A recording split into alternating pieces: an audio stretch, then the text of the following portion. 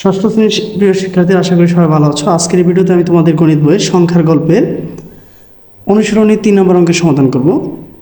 বলছে নিচের শর্তগুলো পূরণ করে যে কোনো চারটি ভিন্ন অঙ্ক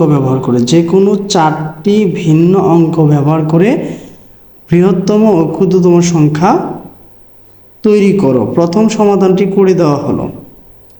আচ্ছা, বলছে শর্তটা এরকম যে চারটি ভিন্ন অঙ্ক ব্যবহার করতে হবে, যার মাধ্যমে কি বৃহত্তম এবং ক্ষুদ্রতম সংখ্যা আমাকে নির্ণয় করতে হবে। তাহলে এই বৃহত্তম এবং ক্ষুদ্রতম সংখ্যা নির্ণয় করার জন্য আমাকে একটা নিয়ম এখানে দেওয়া আছে। যেমন আমরা জানি যে সংখ্যাগুলো যদি প্রকাশ করতে হয় তাহলে প্রথম হচ্ছে একক, তারপর হচ্ছে কি দশক, তারপর হচ্ছে শতক, তারপর হচ্ছে কি হাজার। ঠিক আছে, আমি আবার বলি, প্রথম হচ্ছে কি একক, তারপর হচ্ছে কি দশক, তারপর হচ্ছে কি শতক, তারপর হচ্ছে কি হাজার। তো আমাদের আগে এক নম্বরটা যেহেতু করে দেওয়া আছে, এক নম্বরটা আমি আগে খেয়াল করবো। এক নম্বরটা বলা হচ্ছে 7 অঙ্কটি এককের স্থানে থাকবে। এককের স্থানে থাকবে, এটা হচ্ছে এককের স্থান, এটা হচ্ছে আমার দশকের স্থান, এটা হচ্ছে শতকের স্থান, এটা হচ্ছে হাজার বা অযুতের স্থান। তাহলে আমাকে মানে বলে দিচ্ছে, এক নম্বরটা যেহেতু করে দিচ্ছে, বলছে 7 অঙ্কটি এককের স্থানে থাকবে। তাহলে 7 অঙ্কটি যদি এককের স্থানে থাকে, আমাকে বৃহত্তম সংখ্যা বের করতে বলছে। এমনিতে বৃহত্তম সংখ্যা হচ্ছে আমরা মূলত স্টার্ট করি হচ্ছে 9 থেকে। তাহলে 9-এর পরে কত আসে 8, তারপর আসে 7, তারপর আসে হচ্ছে 6। কিন্তু এখানে বলে দিছে আমাদের হিসাবে 9-এর পরে 8, 8-এর পরে 7, 7 দশকের স্থানে থাকার কথা। কিন্তু আমাকে বলে দিছে 7 কতকের স্থানে থাকবে, এককের স্থানে থাকবে। তো যেহেতু 7 দশকের স্থানে থাকার কথা, 7টা যাবে এককের স্থানে, আর এখানে হওয়ার কথা হচ্ছে 6। এই 6টা এসে পড়বে কি দশকের স্থানে। ঠিক আছে, সেম একই নিয়মে যদি আমরা ক্ষুদ্রতম সংখ্যা বের করতে হয়, তাহলে আমরা জানি সব থেকে ক্ষুদ্রতম সংখ্যা হচ্ছে 0, কিন্তু 0 দিয়ে কোনো সংখ্যা প্রকাশ পায় না। এই জন্য সার্থক ক্ষুদ্রতম অঙ্ক আগে প্রথমে 1 লিখতে হয়। ঠিক আছে, 1 লিখে তারপর 0 লিখতে হয়, তারপর হচ্ছে 2 লিখতে হয়, তারপরে 3 লিখতে হয়, 4 লিখতে হয়, এভাবে লিখতে হয়। তাহলে এখানে হচ্ছে 1 0। ঠিক আছে, 1 0। এবার যদি আমরা খেয়াল করি 1 0 আমাকে যেহেতু বলে দিচ্ছে যে এককের স্থানের ঘরে কি থাকবে, 7 থাকবে। তাহলে 1 0 2 আমরা 3 লেখার কথা, কিন্তু 3-এর বদলে এখানে আমরা কি লিখে ফেলবো, 7 লিখে ফেলবো। এভাবে হচ্ছে প্রথম অঙ্কটা এখানে করে দেওয়া আছে। এবার যদি আমরা দ্বিতীয় অঙ্কটাতে যাই, এই যেখানে একটা শর্ত বলে দিচ্ছে যে সংখ্যাটি 0 দিয়ে শুরু হতে পারবে না। ঠিক আছে, কেন 0 দিয়ে শুরু হতে পারবে না? কারণ 0 দিয়ে কোনো সংখ্যা প্রকাশ পায় না, বেদে কোনো কি 0 দিয়ে কোনো সংখ্যা প্রকাশ করা যাবে না। এবার আমরা যদি খেয়াল করি, এবার আমরা কি খেয়াল করতে পারি, একটু লক্ষ্য করি যে খ নম্বরটা কি বলা আছে। খ নম্বরটা বলা হচ্ছে 4 অঙ্কটি সবসময় দশকের স্থানে থাকবে। তাহলে এটা হচ্ছে এককের স্থান, এটা হচ্ছে কি দশক, এটা হচ্ছে কি শতক, এটা হচ্ছে কি হাজার। তাহলে আমরা যদি ভালো করে খেয়াল করি, যেহেতু আমাকে বলছে 4 অঙ্কটি দশকের স্থানে থাকবে, 4 অঙ্কটি দশকের স্থানে আমরা আগে লিখলাম।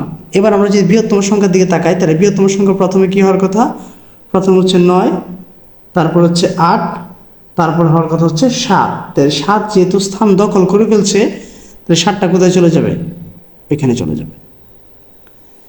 ঠিক আছে, 7-এর স্থানটা দখল করছে কি 4, এই জন্য 7টা আমরা কি পরে করে লিখে দিব। সেম একই নিয়ম যদি আমরা ক্ষুদ্রতমের দিকে তাকাই, তাহলে প্রথমে ক্ষুদ্রতম সংখ্যা হচ্ছে 0, 0 দিয়ে কোনো সংখ্যা প্রকাশ পায় না। তাহলে প্রথমে কি লিখতে হয় 1, তারপরে আসবে কি 0, তারপরে সংখ্যাটা কত আসার কথা 2, কিন্তু 2-এর বদলে এখানে কত আছে, 4 আছে। কারণ আমাকে বলে দিছে যে 4 অঙ্কটি সবসময় কি দশকের স্থানে থাকবে। তাহলে এখন 2টা লেখার কথা এখানে, এটা না লিখে আমরা কোথায় লিখবো, এককে করে লিখে দিব। ঠিক আছে, তারপর 3 নম্বরে যায়। 3 নম্বরে খেয়াল করে কি বলছে, গ নম্বরে বলছে 9 অঙ্কটি সবসময় শতকের স্থানে থাকবে। তো এটা হচ্ছে একক, এটা হচ্ছে দশক, এটা হচ্ছে কি শতক, আর এটা হচ্ছে কি হাজার।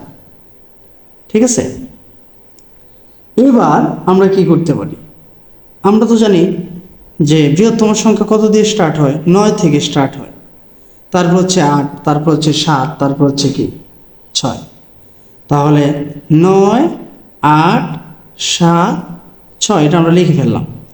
এবার বৃহত্তম সংখ্যা 9 দিয়ে স্টার্ট করার কথা, কিন্তু আমাকে বলে দিচ্ছে 9 অঙ্কটি সবসময় কি শতকের স্থানে থাকবে। তো 9 থাকার কথা হচ্ছে এখানে, 8 থাকার কথা হচ্ছে এখানে। যেহেতু 8-এর জায়গায় 9 হয়ে গেছে, এই জন্য আমরা 8টা এখানে লিখে ফেলব। ঠিক আছে, প্রথমে 8, তারপর হচ্ছে কি 9। তো এবার যা বলছে ক্ষুদ্রতমে, তাহলে ক্ষুদ্রতমে প্রথমে আমরা জানি ক্ষুদ্রতমে প্রথমে হচ্ছে কি শূন্য লেখার কথা, কিন্তু শূন্য না লিখে আমরা প্রথমে কি লিখতে হবে 1, একের পরে শূন্য লেখার কথা। কিন্তু শূন্য স্থানটা দখল করছে কে? শূন্য স্থানটা দখল করছে হচ্ছে 9, অর্থাৎ তাহলে শূন্যটা চলে যাবে এখানে, তারপরে কি আসার কথা 2, এই যে 2 এসে পড়ছে। তো এরপরে লাস্টে অঙ্কে যায়, লাস্টে হচ্ছে ঘ নাম্বারে বলা হচ্ছে এক অঙ্কটি সবসময় হাজারের স্থানে থাকবে। তাই আমি বলছিলাম এটা হচ্ছে একক, এটা হচ্ছে কি দশক, এটা হচ্ছে কি শতক, আর এটা হচ্ছে কি হাজার। ঠিক আছে, তাই আমাকে যেহেতু বলছে এক অঙ্কটি সবসময় হাজারের স্থানে থাকবে, তাহলে এক তো প্রথমে লিখেই ফেললাম। তা আমরা জানি বৃহত্তম সংখ্যা স্টার্ট হয় কত থেকে? 9 থেকে। তো এখানে প্রথমে 1 লেখা হয়েছে, তাহলে 9টা আমরা কোথায় লিখবো? এখানে। তারপর লিখবো হচ্ছে 8, তারপর লিখবো হচ্ছে কি 7, কারণ আমার বলে দিচ্ছে যে এক অঙ্কটি হাজারে করে থাকবে, তো এই জন্য হাজারের স্থানে আমরা লিখে ফেললাম। তো এবার ক্ষুদ্রতম তো প্রথমে শূন্য দিয়ে স্টার্ট করার কথা, কিন্তু প্রথমে কি সার্থক ক্ষুদ্রতম অঙ্ক প্রথমে আমরা 1 লিখি, 1 তো এখানে লেখাই আছে, তারপরে কি আসবে 0, তারপর আসবে কি 2, তারপর আসবে কি 3। ঠিক আছে শিক্ষার্থীরা এবং যারা ভিডিওটি দেখছেন, এই ছিল হচ্ছে সংখ্যার গল্প অধ্যায়ের অনুসরণী 3 নম্বর অঙ্কের সমাধান, যে নিচের শর্তগুলো পূরণ করে যে কোনো 4টি ভিন্ন অঙ্ক ব্যবহার করে বৃহত্তম এবং ক্ষুদ্রতম সংখ্যা তৈরি করো, এর সমাধান। তো আশা করি ভিডিওটা আপনাদের কাছে ভালো লেগেছে। যদি ভিডিওটি ভালো লেগে থাকে তাহলে চ্যানেলটাকে অবশ্যই সাবস্ক্রাইব করবেন এবং ভিডিওটি সবার মাঝে শেয়ার করবেন। ধন্যবাদ সবাইকে এতক্ষণ ভিডিওটি মনোযোগ দিয়ে দেখার জন্য।